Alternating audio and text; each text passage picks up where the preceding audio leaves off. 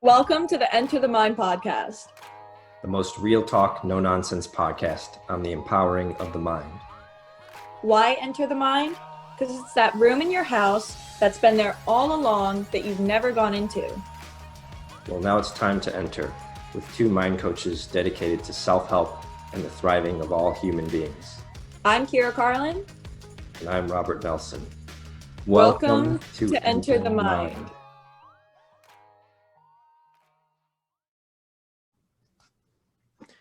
In this week's episode, we'll be talking about how to follow your heart and not your mind. Before we get to that, Kyra, how's it going this week? It's going good. It's going super good. So good. What's in that cup of yours? Mud water, of course. I was just about to tell you, order yourself some mud water because it's amazing. Your memory is going to improve like that. Swear to you. So good. Yeah. How are you doing? I've been seeing that on Instagram. I think that they've been advertising to me. So it's a sign. It's a sign from either from the gods or from the chief marketing officer. I'm good though. Yeah, it's Wednesday morning. The sun is already rising. It's raining here in San Jose. Rain is much needed. So everything is working for me. The universe is conspiring for optimal results. And all I have to do is take the action necessary. So, all right, that being said, let's get to this week's topic. So it's how to follow your heart and not your mind. This is sort of a self-help cliche. A lot of people say, just follow your heart. But what does that really mean? And what are examples? It's also come up in this book I'm reading called Reality Transurfing that I've mentioned before. Talks about listening to your heart, right? Listening to your heart and not getting caught up in the mind and in sort of distractions from society and whatnot. And I think it's good advice to follow. I just want to kind of clarify what it really looks like to listen to your heart and to follow your heart. Like, what are your sort of initial impressions when you hear that phrase, follow your heart? What do you think that means?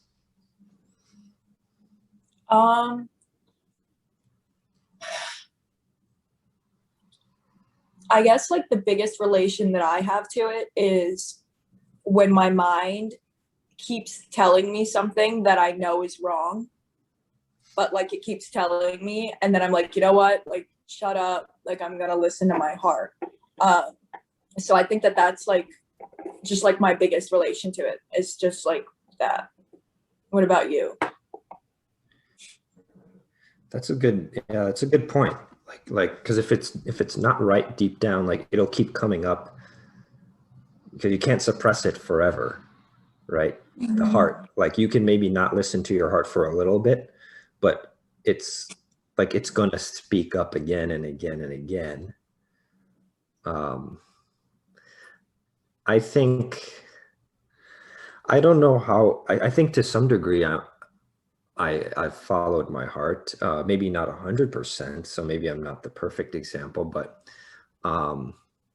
certainly in college, when I changed my major from computer science to psychology, that was a really big transition because I was on a path to sort of work this 40-hour-a-week job in front of a computer for the rest of my life. And I made a sudden shift, and I actually then spent the next 10 years working face-to-face with individuals, helping them with their mental health. And it's a very different path. I learned a very different skill set and a very different knowledge set than I would have if I had just kind of gone into computer programming for the next 10 years. Do you feel like you followed your heart, or does something stand out Yeah, definitely. It's like when I had like a really bad friend and my mind kept telling me like, stay, stay, stay. Like this girl is your friend. She's just got some bad habits, you know, but my heart was telling me for like over a year, like, you need to leave. Like, I felt it in my heart that like it wasn't right for me. So I just, you know, did that. And like, I was supposed to move in with my mom a couple of times. And my mind kept telling me like, it's the right thing to do. It's the right thing to do. But like, when I really listened to my heart, it was like, absolutely not. Like, you are not going to thrive living with your parents. Like, you're not. And, you know, I listened to my heart and, you know, here I am today. I'm super happy. And even like when my business isn't entirely going as well as I'd like, there are so many thoughts in the mind and so much logic, and it's like, give up, like quit, like you don't even like people that much, like stop doing this, you know. And when I really silence all the thoughts in my mind, like my heart just tells me to keep going and like just keep going, because it is meant for you. You just gotta, I guess, get over that mountain in the mind.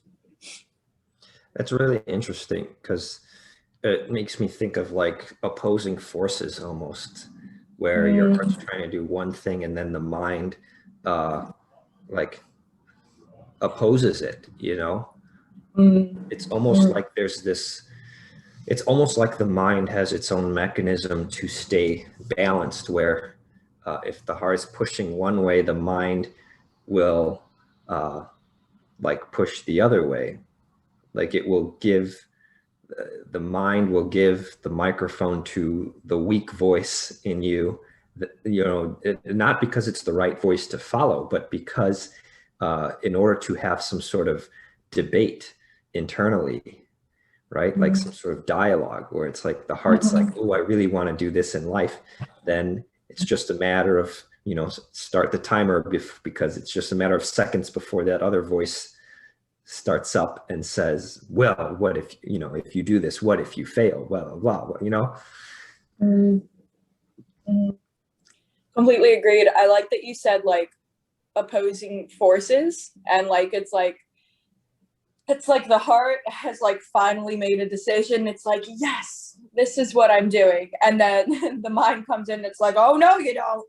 Like, fuck no, that ain't happening today. And I'm gonna give you every single reason why it is not gonna work.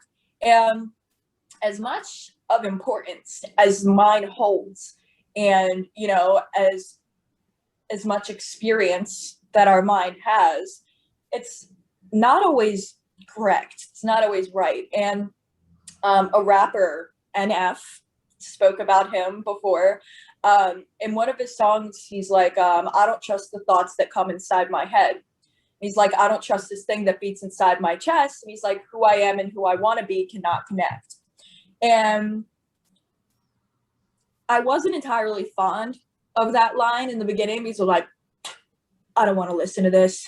I can connect, you know, but it's like, when you actually think about it, like, it's great to trust yourself in everything, but sometimes our minds just have all of this fucking information in it. And when it's spitting shit at you, you just gotta kind of be like, nah, fam, like silence. Like, I am going to follow my heart on this one. So no, bad. You know, so yeah. Yeah, it's so much like I've mentioned before, improvisation class, that when I went to it for the first time, you see first timers struggle a lot with their mind trying, like not wanting to let go. Like their mind is trying to think of, okay, what's the right thing to say right now? And then there's this delay, and then it's like this awkward pause where you can tell that the person is trying really hard to think of what to say, but the whole point of improvisation is to get into that zone where the words just come out spontaneously. I mean, you've seen improvisation shows, and you know, like whose line is it anyway, or whatever. Like when it starts to flow, people they just make that stuff up and it just comes out like so quickly, right? Mhm. And so it's, to me, I think it's the same mechanism, sort of. It's like the yeah, the mind versus, well, what would the, I don't know if it would be the heart. If you're, I guess so. Speaking from the heart versus speaking from the mind. I think that there's definitely, you can feel the alignment when you're speaking from your heart and when you're speaking from your mind. Because I feel like when you're speaking from your heart, there's like a real, like almost like grounded connection. And it's like, oh, like I nailed that. Like I really said what was coming from my heart instead of like my mind. It's like when a couple is getting in an argument, or even just like a pair of best friends is in an argument, and you know, you're in the argument and you're like, all right, well, I'm gonna do the couple scenario, but it's like, you were flirting with that girl at the bar, and he's like, what? I wasn't flirting with that girl at the bar. You know, it's like, that's probably like what his mind is saying, but like most likely, like in his heart, he wants to say like, baby, like was I? Like, I'm really sorry if I was, you know, I don't think that I was. And if you think that I was, you know, I'm sorry, we're going to have to, you know, work on this, you know, but like sometimes the mind has that stronger thing and it's like, what? Fuck no. It's like, it goes on this like crazy directed rampage. And I think that that comes from, I guess, habitually speaking from your mind instead of your heart. It's like you don't take a second to feel, or you don't take a second to think about what you want to say. You kind of just say the first programmed answer that comes from your mind instead of sitting there and actually listening to your heart and, you know, portraying what's on your heart. Yeah, it sounds to me like the word I'm familiar with is reactivity. Like in your example, the guy's being very reactive to what his girlfriend says. And it's really the mind being reactive, I guess, because like you said, he's speaking from the mind. And not only is it sort of not totally genuine, but it's almost like he's reading from a script, because you could take that situation and it's going to play out the same way in any sort of TV show or movie or whatever. It's going to be that same argument, that same back and forth. And I wonder to what extent his mind is just literally reciting lines from things he's observed from movies and TV shows that he has watched. And he's just really repeating the roles and the scripts from those shows, rather than speaking genuinely from his own subjective experience of how he feels. I feel like there was like kind of like a little thought that came up when you were saying that, and I'm trying to get the words out, and I feel like it's like you have something in your mind, and then it's like you have something in your heart, but people, I guess, it's like we're so caught up in, I guess, like how we're supposed to be. And that's not like a bad quote unquote. It's just more like, you know, quote unquote supposed to be. And I don't think that people realize just quite yet fully that we literally have our own experience. There is absolutely no way that you can feel exactly the same way that I am feeling ever in the entire world, because you will always see something through your lens and I will always see something through my lens. And based on all of the movies that you watched and all the scenes that you've seen on the side of the street and everything, you start to develop your own opinion on how things should be handled. And I feel like that is what is in the heart. And sometimes we get scared because we're like, shit, this is my own. Like, this is my own opinion. This is my own thoughtful, heartfelt answer to reply, rather, to what is going on in my outside world. And I just don't think that we're all entirely capable of doing that yet. And I think that's because when that guy and girl were getting in a fight, you know, and he's like, what? I wasn't flirting with that girl at the bar. You know, I feel like when he says something like that, it almost gives him more of a connection to other people. And it all comes back to this connection that I think we've been talking about in the past, like 2 episodes or something like that. And speaking from your heart isn't always entirely relatable.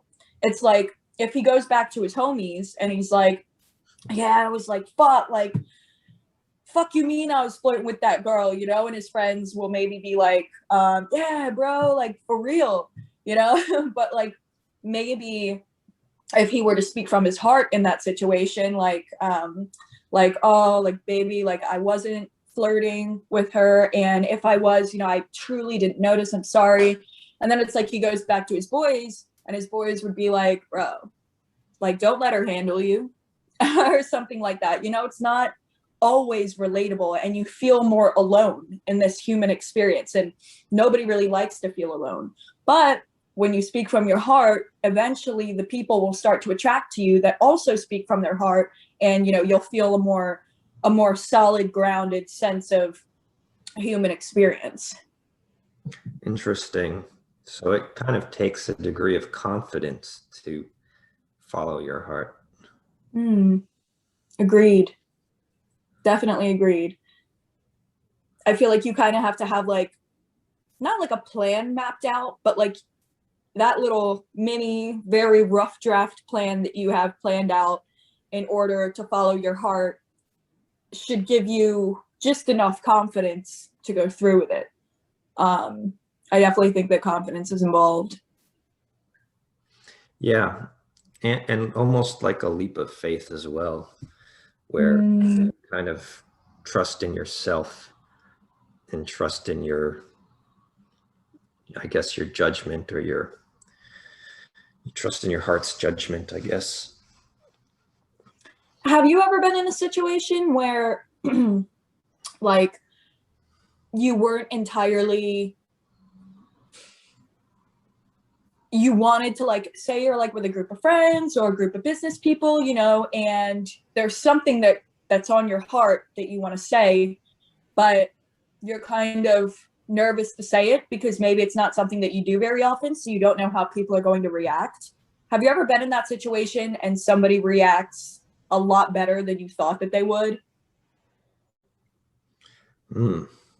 Good question.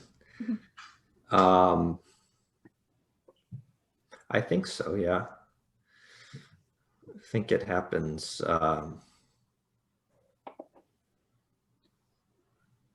Yeah, there's all sorts of examples. Work, personal life. Can't think of anything specific at the moment. What about you? Can you?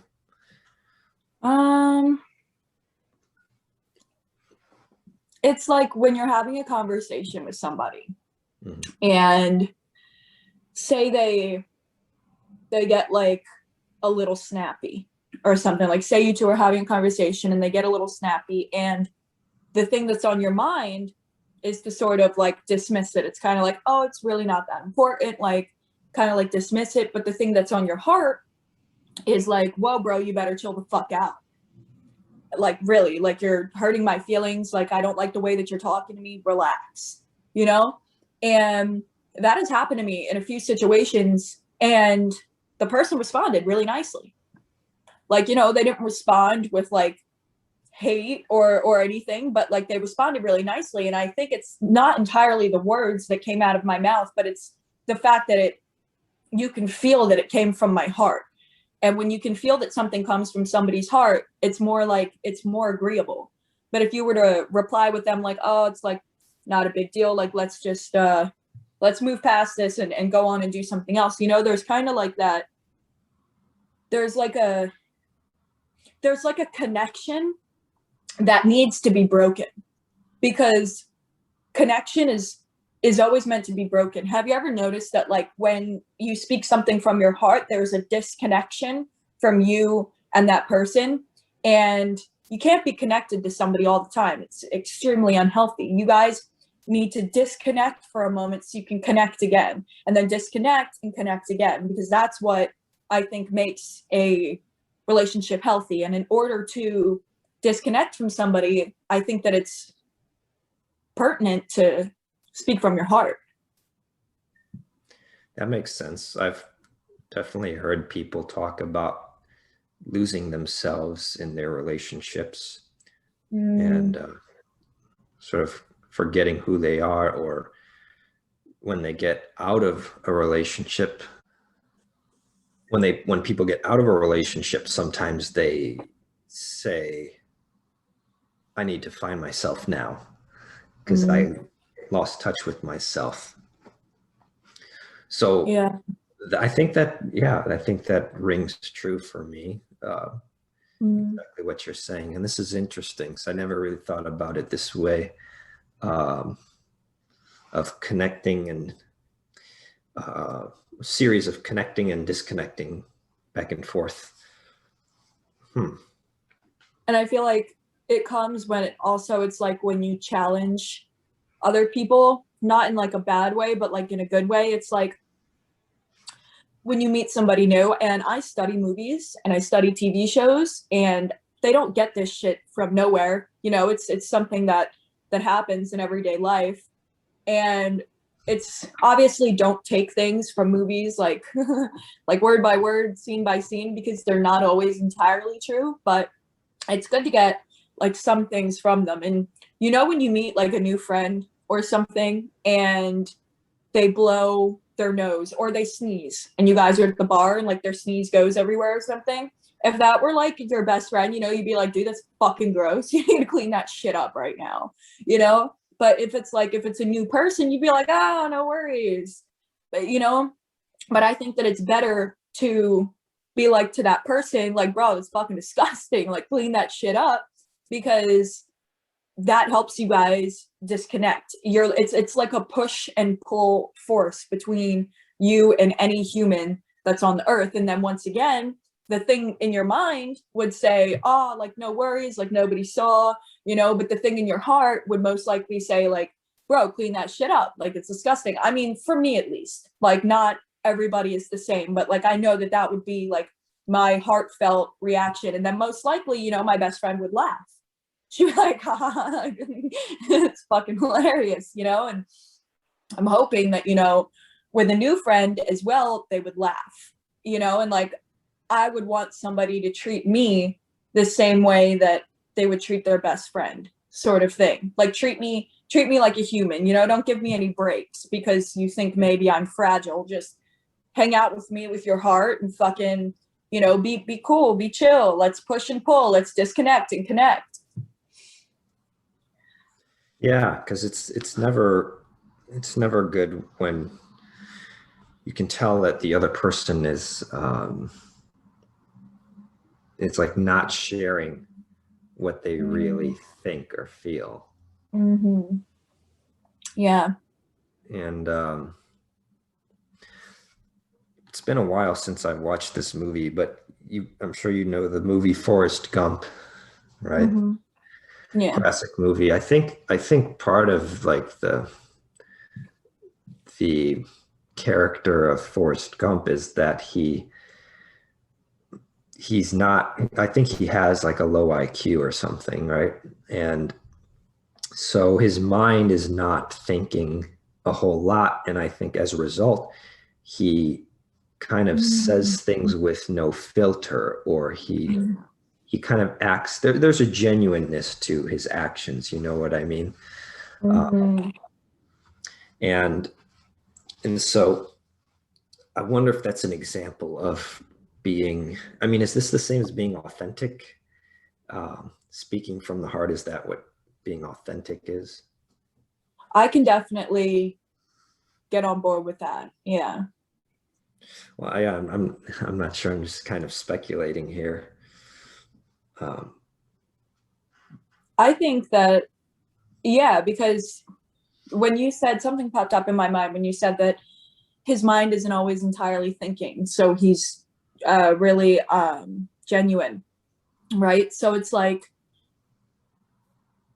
I think that genuity, if that's the right word for it, but I think that genuity comes from, I guess, like, not entirely listening to those thoughts in your mind, or there's like a specific connection that speaking from your heart and genuity has with like your mind. It's like, if you're thinking about if you're meeting a new friend and you're thinking the whole time like, oh my god, this is so crazy, I don't know if she likes me, I'm gonna say something funny because, you know, maybe she'll like me more, and you kind of say it, but it doesn't come out entirely genuine because you're listening to those thoughts in your head. And it's kind of like improv as well. Like, I think that every day should be kind of like an improv kind of thing, because it's like you should allow in and then do your, not like your first reaction, you know, like say your first reaction is to punch somebody in the face. I mean, yeah, that'd be kind of crazy, you know, but it's like, go with like your first reaction. Don't go with a script that you've put together in your head, I guess. And I think that that works a lot in business too, because not all of your clients are going to be the same. Just like you and I aren't the same, just like me and my best friend aren't the same. You have to talk to people a different way. So having a set autopilot script in your head isn't entirely going to work. You have to feel them out with your heart and speak from your heart and speak from genuity. So yeah. Yeah, as you were talking, it made me think of like artificial intelligence. Like, how do you know when you're talking to like a robot on a computer, right? It has to do with like how they respond to these very like nuanced changes in the conversation and things like that. And I don't know, because if they can't read on those cues, it becomes clear that you're dealing with a robot, you know? Yeah. Completely agreed. I feel like there's a certain connection that you can have with somebody when you're speaking like from your heart, and I guess when you're speaking kind of like from improv. And at the same time, that's super, super good. But I think that you have to be extremely confident in who you are as an individual in order to do that. Because when you're kind of doing improv, you're not on autopilot, you guys are really feeding into each other's energies, and your energies are really meshing. And I think that that's how sometimes people lose themselves, not only in relationships, but in friendships or like partnerships, because you don't have enough filter in order to, maybe not filter, but it's like, if you don't have enough confidence in who you are as an individual, you will wind up meshing with everyone around you, and then everyone's energies get inside of you, and then next thing you know, you have no idea who you are.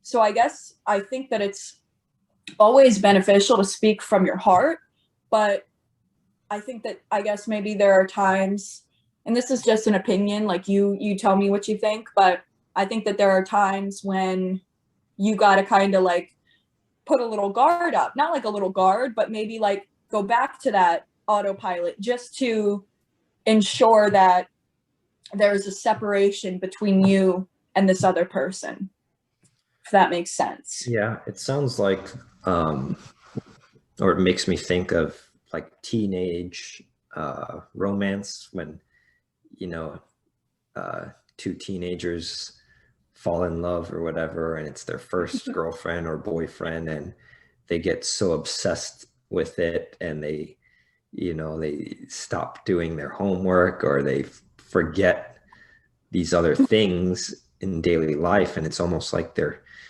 rational judgment is clouded, and but they're in love, you know, and it's like this what's the word for it? I don't know. They get swept up in the moment, and there's probably too much connecting, or, you know, merging with the other person, or maybe too much heart and not enough mind, possibly. So maybe there's an ideal ratio between heart and mind, or maybe it needs to fluctuate depending on the situation. I don't know. I'm leaning towards the ratio approach, though. I think maybe there's a proper ratio of heart and mind. I don't know.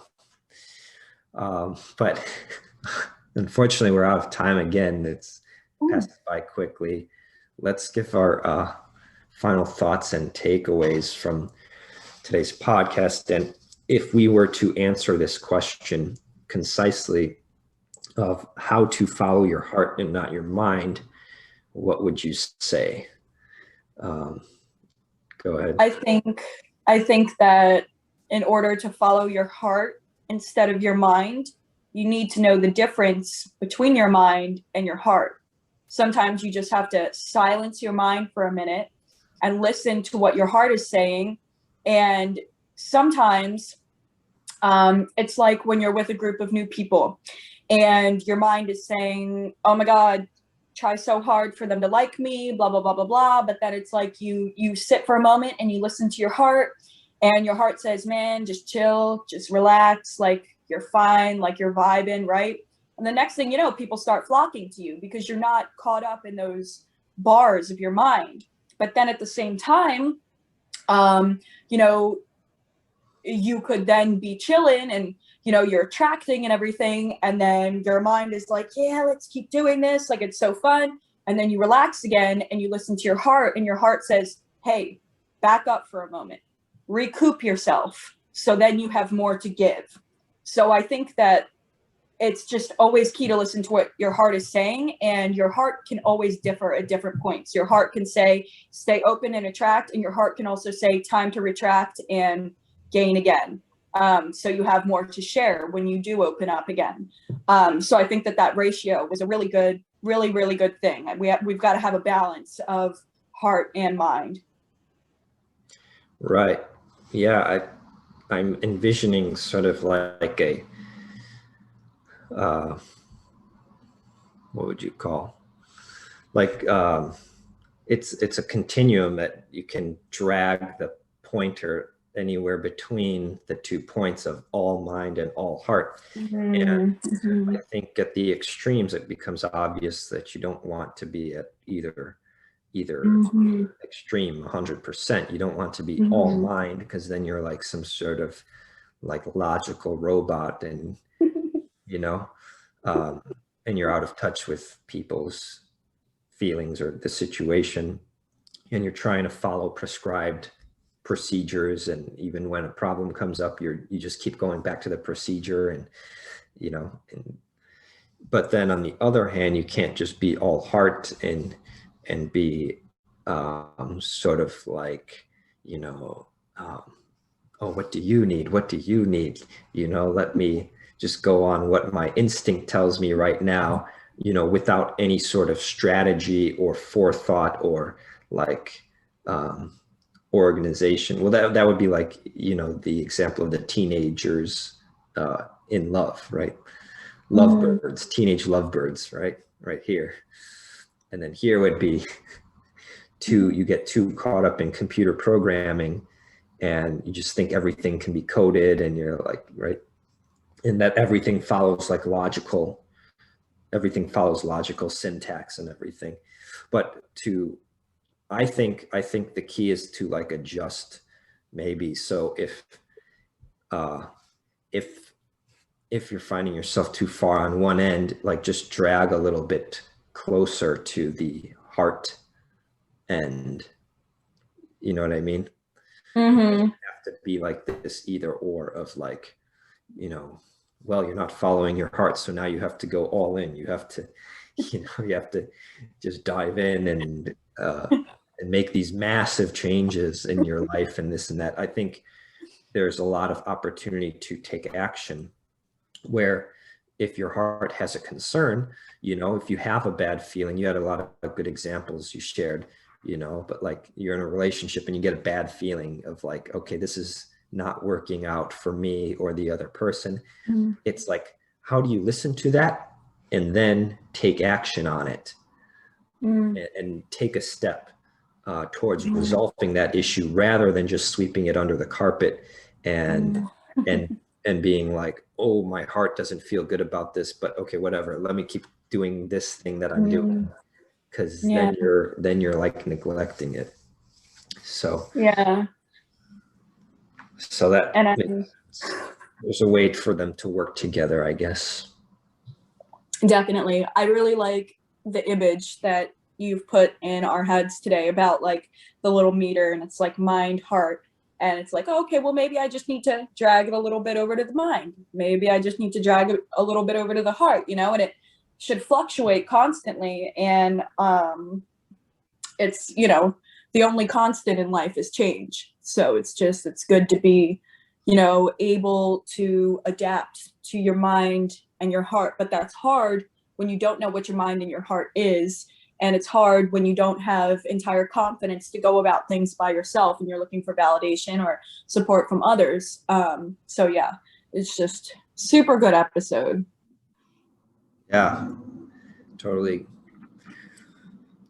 solid. We brought some good truths to the surface, I think. Anything coming up for your coaching that people should know about? I'm actually taking a break from my business right now. Not my business, but I'm taking a break from Instagram. So there's nothing entirely going on right now, but you're always welcome to go and read my past posts at Soul Designed Future. Sounds good. And my YouTube and Instagram are doing well. They can be found by searching Existence First on either platform. Also in the Facebook. Definitely join the Facebook, and then you can leave comments and stuff a little bit more easily than the other platforms. Okay, sounds good. So if you have comments or ideas for next week's episode, send us a message, and we'll see you soon. Bye.